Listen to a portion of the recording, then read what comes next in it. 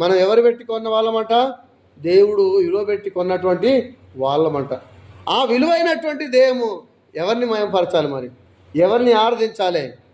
మనుషులనా? ఈ లోక సంబంధమైనటువంటి వాటిన, ఈ లోకంలో ఉన్నటువంటి వాటిన? ఒకసారి గుర్తు తెచ్చుకోవాలి ప్రియులారా. కాబట్టి మనం ఎప్పుడు దేవుని ఆరాధించినా ఎవరిని ఆరాధించాలంట? దేవుని మాత్రమే ఆరాధించాలి. 1 కొరింథీయులు 7వ అధ్యాయము 23వ వచనం, మీరు విలువ పెట్టి కొనబడిన వారు గనుక మనుషులకు దాసులు కాకుండా అంటున్నాడు. ఎవరికి దాసులు కావద్దంట? ఎవరికి దాసులు కావద్దంట? మనుషులకు దాసులు కావద్దంట.